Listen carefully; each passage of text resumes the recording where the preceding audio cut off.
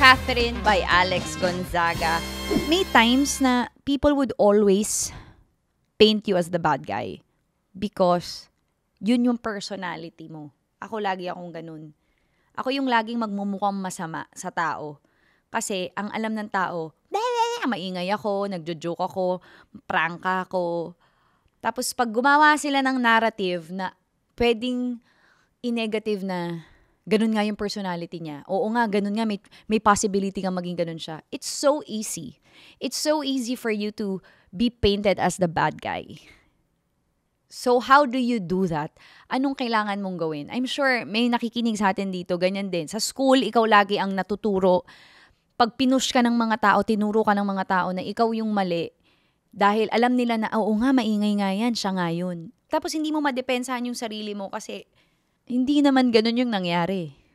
So when people paint you as the bad guy because of your personality, you just have to be quiet. Kasi whatever you say, whatever you do, even if you keep on defending yourself, these people who already judged you as the bad guy in that situation will never change their mind. And then you have to give them explanation point by point for 30 minutes, 25 minutes, at kailangan may evidence pa to prove na you are right and it's not really what happened. Pero do you have that time for those people? Ako, I'm always painted the bad guy and sobrang dali lang akong iswitch na masama akong tao. Ako yung masama sa sitwasyon. Because yun yung personality ko. But you know, siguro the Lord is giving that opportunity or is allowing that to happen for me to become a better person and for me to learn from my mistakes and to filter myself also. Kumbaga parang ayusin ka or i-moldihin ka sa tama. So, when people try to tell you na salbahe ka, na ganito ka, you just have to be quiet and let the people around you or your relationship around your core people prove it wrong. Not recently, pero na-discuss ko na rin na I said, ang sama kong asawa, I was like this, I'm like this, sa nakaklaseng asawa. But Mikey, my husband, hindi naman niya yung sinasabi sa akin. Sabihin sa akin, bastos kang anak, ganito ka, ganyan-ganyan kang anak. Pero yung parents ko, they love me, they know me, they never said that to me. So, my sister, wala naman sinasabing sa akin masama sister.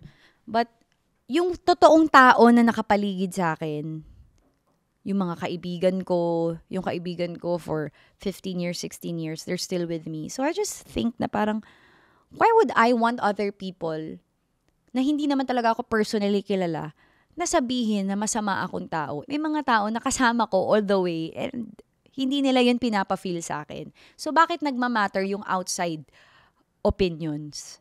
Dapat ang opinion nitong mga taong nakapaligid sa akin, ng mga mahal ko at concern ko, ang nagmamatter. Wala naman silang sinasabing ganun sa akin. They're always behind my back. They would tell me if I'm wrong.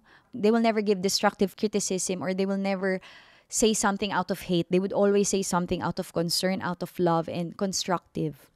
So, there was a time when I was in my 20s, early 2020, magta-21 ako. I was so traumatized. Pinagsisigawan ako ng isang artista na matanda. Pinagsisigawan niya talaga ako from head to foot, everything. Kasi akala niya, galing ako sa bahay, late lang ako. Hindi niya alam na galing ako sa work kasi siguro hindi sinabi sa kanya. And then after how many years, she's painting me as the bad guy na deserve ko. Nung pinapanood ko, parang I think, hindi ako yan, pero parang yung kwento ko yung sinasabi niya, pero mali yung kwento niya. Di ba may mga ganun? May mga tao na who did you wrong or who traumatized you. And then you won't even talk about it. Parang you would just let it be. And then pag sila pa yung nagkwento, sila pa yung mabait, ikaw pa yung masama na parang ibang-iba na yung kwento. So, isip ko, anong kailangan kong gawin pagka ganun? And then, ang dami uma-agree. Wala. Kasi alam ko naman yung katotohanan eh.